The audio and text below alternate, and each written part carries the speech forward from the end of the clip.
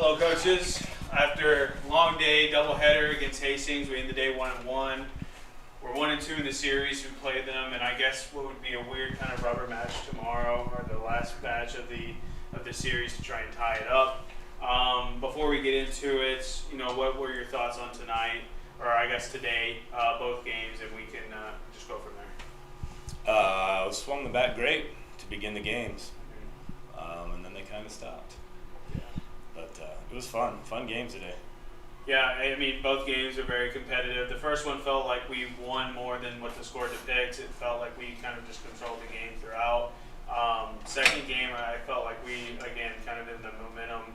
We had such great momentum. We had some good pitching come in BP, which was to most of our surprise after a couple of tough outings. Came in and threw lights out. Maybe a little bit of thoughts on his performance tonight. BP, he's a smooth criminal. He walks around nonchalant, nothing really phases him. And so sometimes it kind of bothers me a little bit when he's on the mound because I kind of want him to have that fire. But that's the person he is, and I thought he did a great job tonight. I mean, basically everything he's been wanting to work on, that's what he did, and he accomplished it. Kind of a bold decision in Game 2, having your starting pitcher also be your four-hole hitter. I don't know who wants to answer that, but what was the discussion like before the game?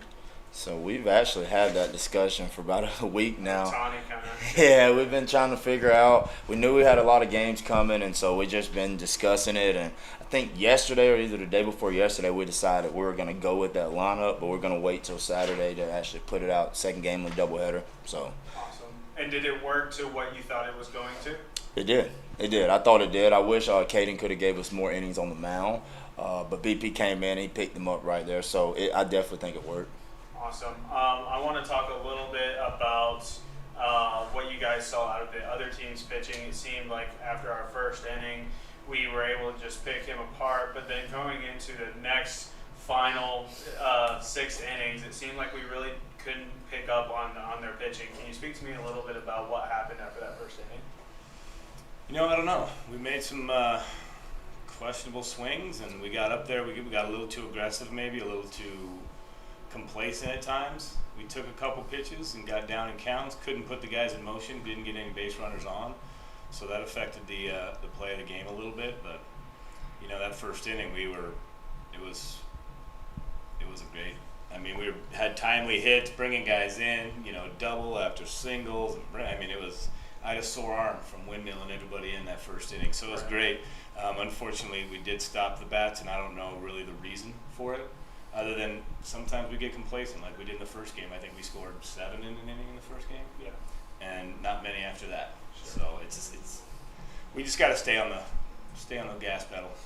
I will say, even with this loss and it being so close going to extras, it seemed like in a lot of most of our losses, we kind of just are lacking that energy or maybe get a little flat. Tonight didn't seem the case, especially in the second game. It seemed like we had energy throughout the whole way, even in a doubleheader. Can you speak to me about what was going on in the dugout, being from up all the way in the press box, not being able to be down there tonight? What was the energy like? Who was picking up everyone? Who was creating that energy and helped us get through the whole game, or the two doubleheader?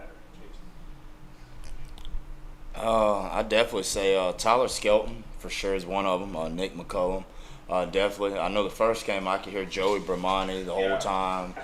Definitely Caden Cardoso. These guys love each other. You got Lubin out there on the mound, and they're making jokes with him. And it's a fun group to be around, but I think they kind of all roll off of what each other's doing. And if the energy's good that day, they're going at it, and they love it. And so that's how it was today. Very cool. You guys, what do you have? You scored 13 runs today, but unfortunately it was 2 innings and 14 innings played.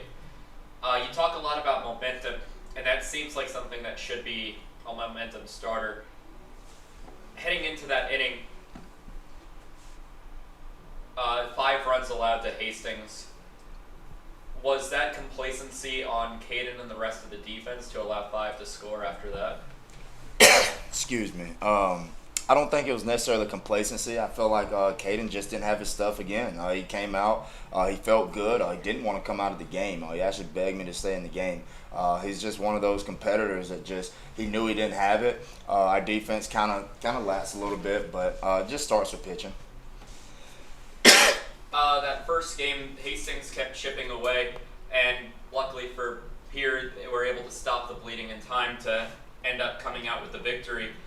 However, it seems to be a theme that teams do chip away when we take a large lead. Is there anything from a coaching perspective that can help the team in stopping the bleeding and not letting up those chip away shots? Just win it all mentality. Started making mound visits a little bit sooner. I've noticed that actually happened today. Started making mound visits a little sooner to try to minimize the damage. We just got to minimize as a whole team. So where the pitcher does it, fielders do it, you got to pick each other up, and that's got to happen a little more. Bottom of the 8th inning, of the 3 batters that we brought up, 2 of them were pinch hitters. It seemed confusing from my end on who you decided to pinch hit for and who you decided to not pinch hit for. So on the strategy of that, was that a lefty-righty matchup for strategy when you came to decide those pinch hit opportunities? We chose Ty Styles. I don't know if you guys saw earlier. We had a bunt competition today. Definitely felt like we hadn't been getting a lot of bunts down, but Ty's one of our better bunters, and so we wanted to get him in there. Plus, if it went to 2 strikes, he's a lefty. He can move that guy over with just a swing opposed to a righty. We let Cole swing it. He's had a hot bat past couple nights. He's been swinging. He's been barreling balls up. Fortunately, it just didn't come through right then. And then the next one, we pinch hit Skelton, who I think has our highest batting average of all guys that are in the running for it. And so I want to go down with our best right there.